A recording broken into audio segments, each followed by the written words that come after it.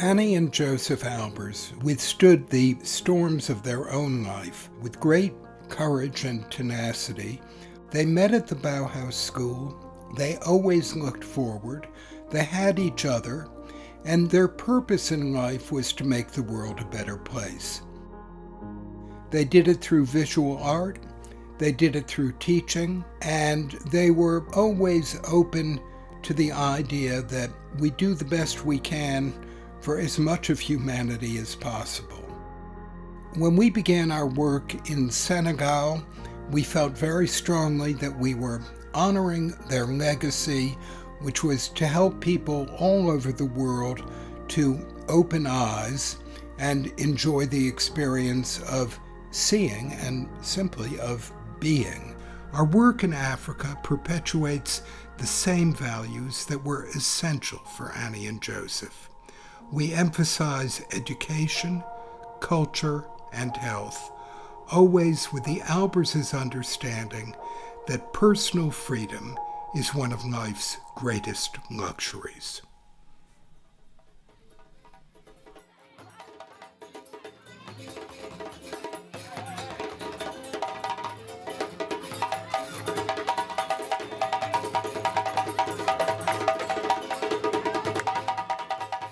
The first new building we constructed in Senegal is named Thread. The name really comes from Annie Albers' work as a weaver.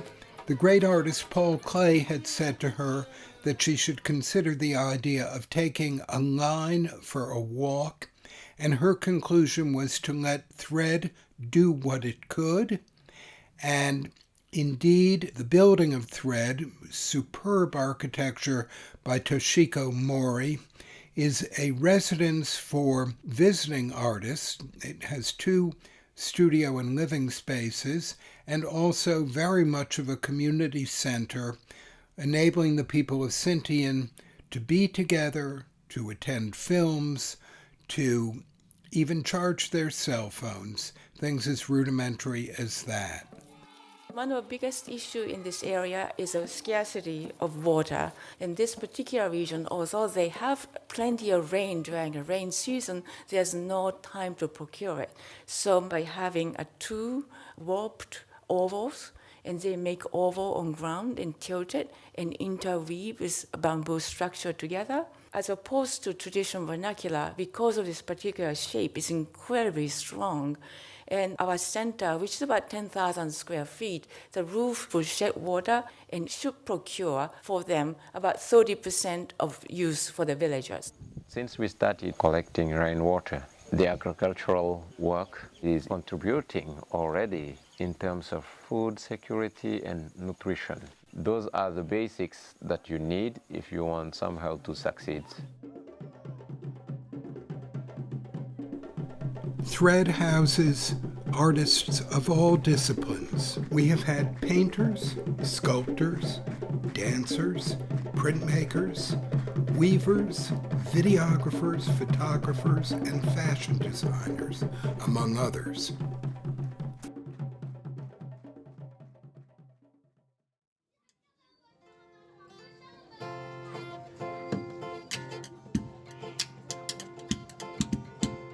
The Foyer de Tombakunda is a residential facility on the outskirts of the city of Tombakunda, which enables young women, 146 of them at the moment, to continue their education by attending the local schools.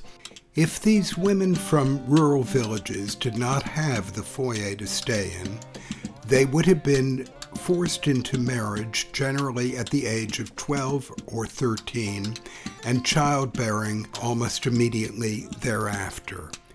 La femme est au devant de la scène, elle se bat pour sa famille, elle mène beaucoup d'activités, mais quand même il reste beaucoup de choses à faire.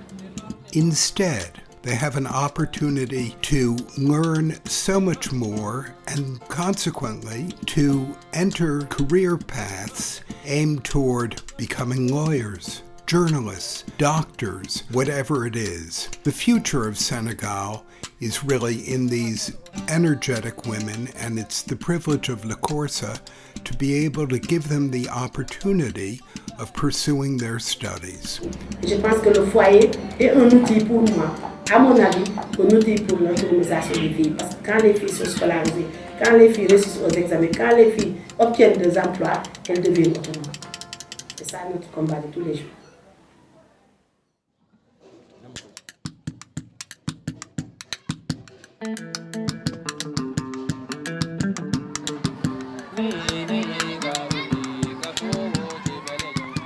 Toshiko Mori then did a second fantastic building for us in the village of Fas, which is on the far side of the Gambia River.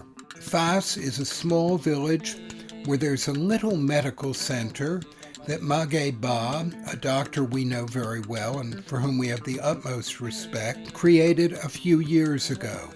We had to work with a community who cannot buy steel. They can barely buy Portland cement to make a concrete for the canal. So coming up with structural strategy, which can be highly advanced but totally applicable. So earth is all they have, the grass is what they have, so it's all made by hand on site. It kind of goes back to the idea of scarcity. They dealt with not enough materials, but creativity was there. And it was 7 years ago when the chief religious figure of the village, a man called the Imam, asked me if they could have a school. The communication wasn't easy.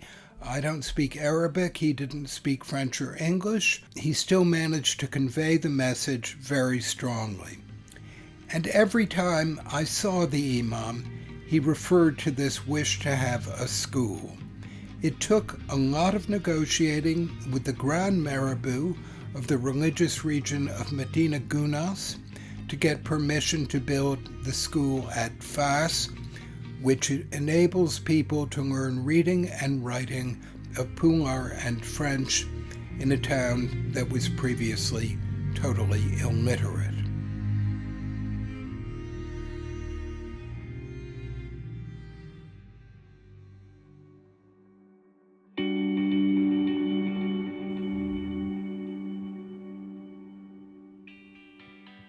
The way that La Korsa came to know Fan Hospital really exemplifies the particular manner in which we operate.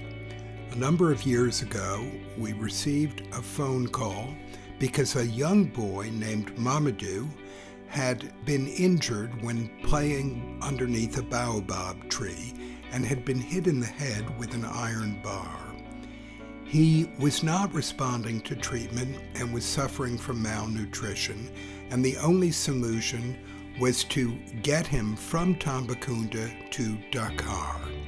This led to our meeting the neurosurgeon who relieved Mamadou of his hydrocephalus and came up with other treatments that were necessary for the young boy. And we became involved in refurbishing some of the pediatric accommodations and also in purchasing much needed medical equipment for this hospital.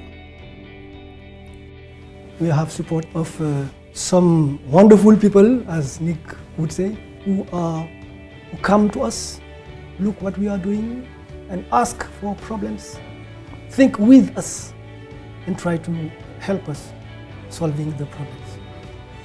They are very committed, they are generous and especially very efficient. When I have problems in my service, sometimes when I say, we have this problem, how can we solve it? The nurses used to say, ask IFLK.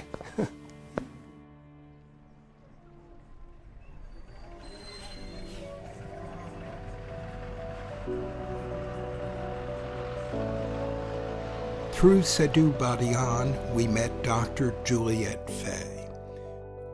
Kurjigin, which means a gathering place for women in Wolof, was founded in 2016 by La Korsa in partnership with Dr. Juliette Fay.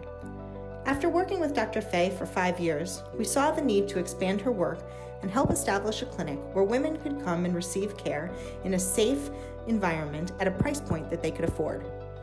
Dr. Fay is extraordinary and treats over 1,000 women every year. Women flock to the center because they know that it was established by women and for women, and that they will be treated with the utmost quality care and respect, regardless of their ability to pay. Women are asked to make a donation of $1 per visit, but if they cannot afford it, no one is turned away. That makes KDY the first and only government-sanctioned free healthcare clinic in Senegal.